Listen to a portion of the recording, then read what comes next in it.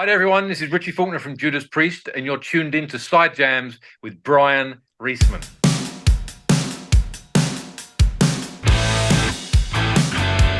This is a special episode of Side Jams. Bruce Dickinson is going to be on, speaking about his comic book, The Mandrake Project, which is inspired by his new album of the same name.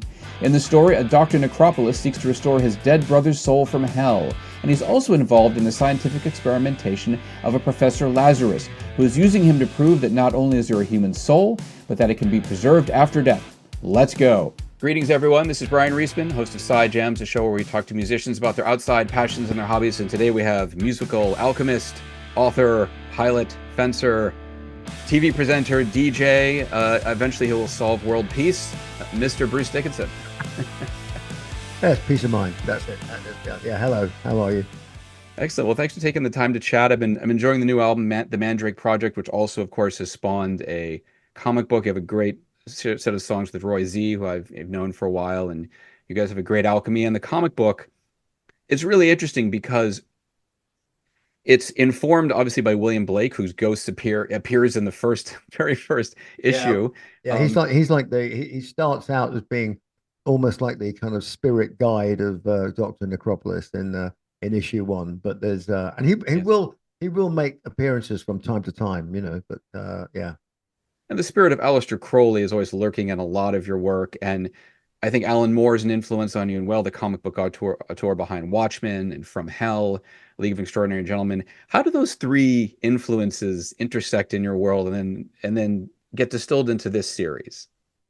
Well, I mean, so Alan, so when I was a kid, my in terms of American comics, because we had our own English comics, and most of them were revolved around like funny stuff like the Beano and stuff like that, which was Right. like satirical kid stuff. But there was a whole series of puppet shows and things like with like Thunderbirds and Captain Scarlet and the Mysterons and things, which didn't a lot of it didn't translate over to the USA. I think Thunderbirds probably did. It did, yeah. Yeah, but then you in terms of the American pantheon of comics, I mean, I was for me, it was Doctor Strange and the Silver Surfer with a bit of the Human Torch in there as well. Yeah. Because as an adolescent, like the Silver Surfer, he's just pissed off about everything in general, always permanently. And that was me, And then Doctor Strange, he can control everything, and as an adolescent, I can control nothing. So I was like, hey, I want to be him. And then there was like, I didn't know anything about girls, but the Human Torch, he could set fire to himself, he could fly, and all the girls were like, yeah, I want to jump his bones. I'm like, I want to be him too. So that was my three comic go-tos, and then I went into music and everything, and then I was doing a script for a film called The Chemical Wedding, Right. which started out a different. It was originally called The Number of the Beast because it was about the occultist Aleister Crowley, and the director of it, a guy called Julian Doyle, he was a film editor and second unit director. He was kind of like Monty Python's film guru. So he edited Life of Brian. He edited Brazil. He finished half of Brazil when Terry Gilliam got sick. Holy Grail, all that stuff. Yeah, all that stuff that was all the flying sequences were done in his garden shed in Brazil. All the whole scene with Robert De Niro, he shot that whole scene himself because Terry was sick. So he can really do it. So whilst I was writing the script for Chemical Wedding, we would be chatting away about script and bits and bobs all the time. And he gave me the script for Watchmen. Not the script that got made, but the script that Terry Gilliam was going to make. Oh, wow. Which he never did. So I read that, and then he said, but you need to read the book. He said, because the book is like, this is the, comic books. He goes, this is like the future of film writing. Yeah. So Yeah, I've read Watchmen of that, for the sixth or seventh time now. But I remember reading it, going, wow, this is really extraordinary, like tripped out stuff here. This is great. And I didn't really have any clear idea about what I could do about that until I started thinking about doing a comic myself, and then slowly went down the slippery slope towards developing it and doing it. Simple as that. Well, when did the comic book come into play? Comic book came into play in 2014 when I had the idea of doing, because I've been circling the wagon train about comics for a while, um, because Maiden were doing some comics with the video game that they had out, and the artwork on them was kind of cool. But what I found them very disappointing because there was no story. I was like, well, if there's no story, this is kind of hmm. However, this does really seem to work with music. So yeah, why not do a comic with the album? So the idea back in 2014 was there'd be one episode of a comic only with the album, and then the album would kind of tell the story of the comic, if you like. That was the idea. And if Eternity Should Fail is actually a title of a Doctor Strange episode, comic episode. So I'd gone down to I built a comic store in Chicago and just stocked up on all my childhood Doctor Strange and Silver Surfers. I started rereading them a couple of years before 2014, and I came up with a basic story. Yeah. Uh, and two characters, Dr. Necropolis and Professor Lazarus. That's as far as I got in 2014. By the time we got to Lockdown World later on, um, then the story had started to develop and move on. What was it like working with Tony Lee? I mean, he did a lot of 2000 AD stuff. He is a Yeah, British writer, and then he brought in Staz Johnson. What was it yeah. like working with both of them, actually? Well, And how much Tony. did you know about them prior to that? I should Oh, ask also. no, basically, a big fat zero. So Hmm. I was doing Zoom calls with a Hollywood scriptwriter called Kurt Sutter, who Okay. did Sons of Anarchy and The Shield and everything, as amazing writer.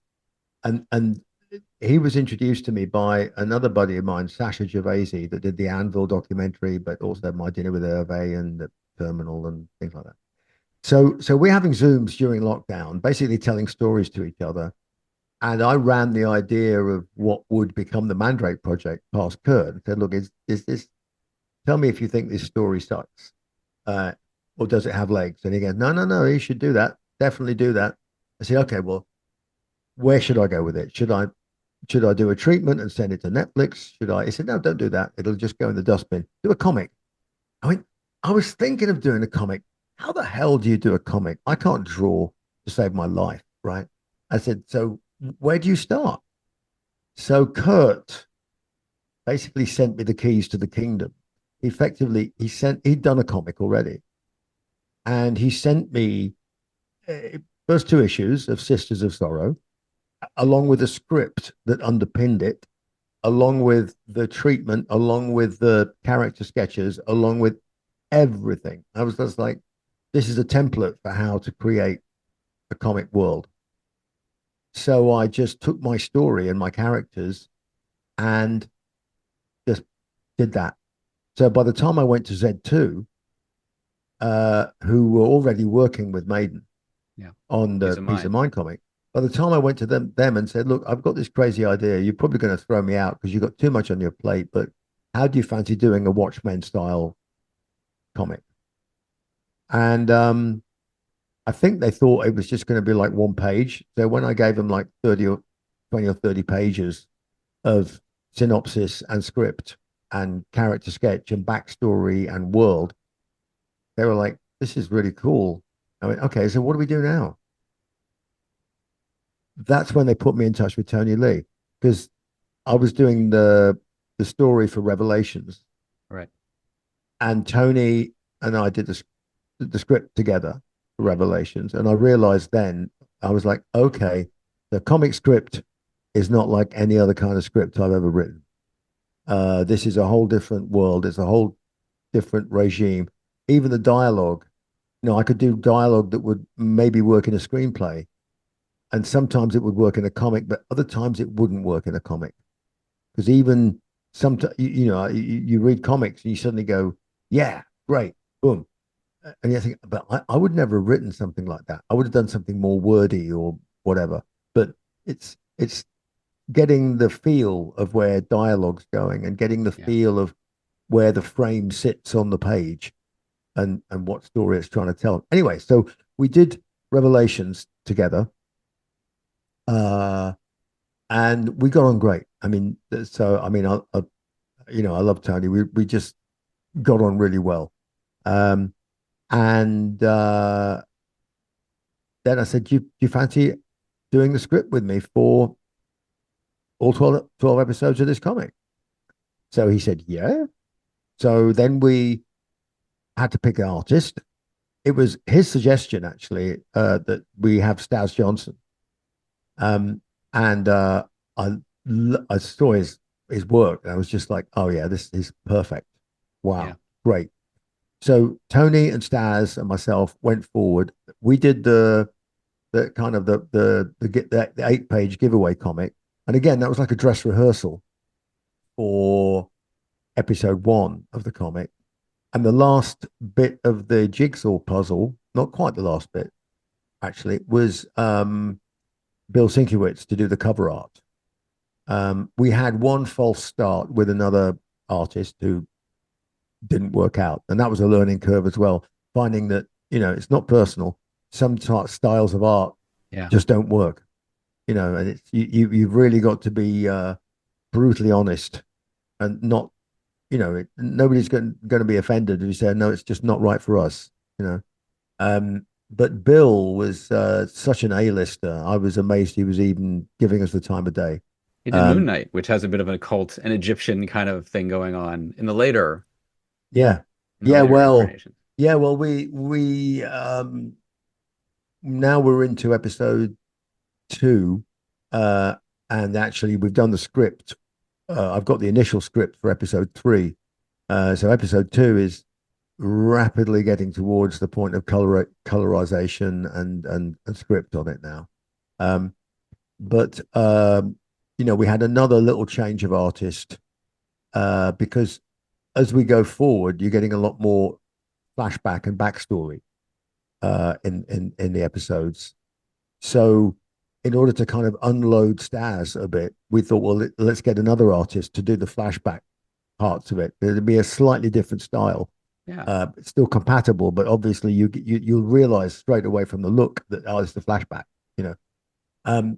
And so Peter Kowalski is now on board doing that and doing a great job. So we've got this great team.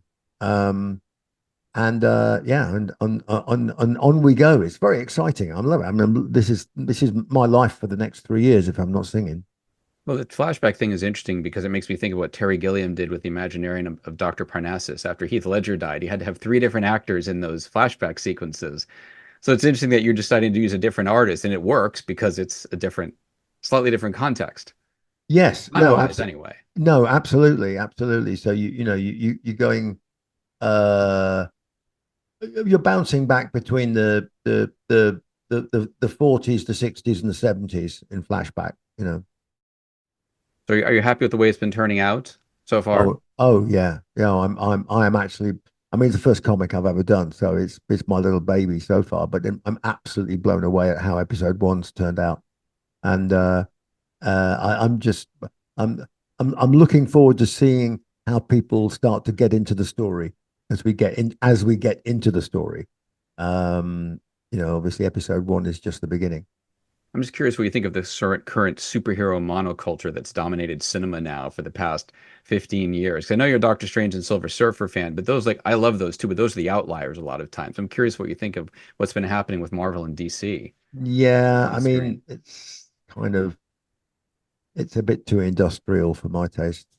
Well, too I much. mean, I rewatched Zack Snyder's Watchmen the other day, and it's such a great movie.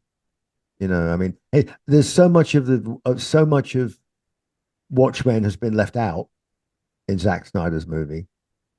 A Yeah. version of it. But I, I think I haven't seen the TV series either. So I don't know whether I don't know what that's like.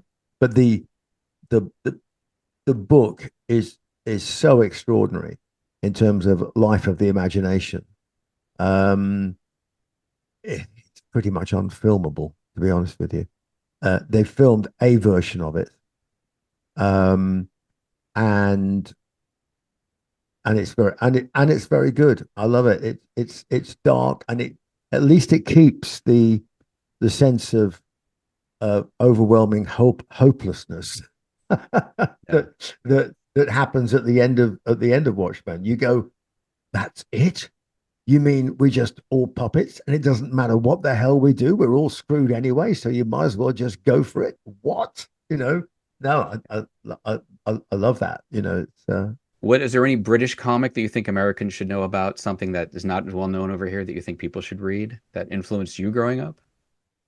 um yeah, the Eagle. There's a comic called The Eagle, and Was it the 2000 AD one? yeah, it was before 2000 AD. This was when Okay. in the 60s and 70s. Oh, wow. Um, and there was a whole series in there called The Rise and Fall of the Trajan Empire, which was a story of like you know space uh and there was the alien bad guy was called the Mekon, and it was really iconic.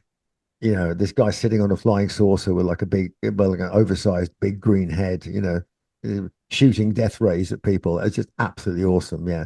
So Dan Dare as well. That was his character. There was the Rise and Fall of the Trajan Empire, and there was Dan Dare, astronaut hero, rocket hero. Yeah, that was the Eagle. But there was it was a big um they would have like big cutaways of like fighter aircraft and stuff in there as well, so you don't have to huge, really high quality printed and print. And the other comic that's really good, which is actually not British comic, but it's actually French comic, because the French are really big in comics, is Yeah. a comic called Metal Hurlant, Hurlant, Metal Hurlant. And there's an artist, this is in like the 70s, 80s. There's an artist called Philip Drouillet, that did that comic, and it just to die for. Really, really amazing. Like the French version of heavy metal, sounds like. Well, that's what heavy metal was based on. Ah, the other way around. There we go. Yeah. Thanks, man. That was great. All right. Cheers, buddy. Thanks.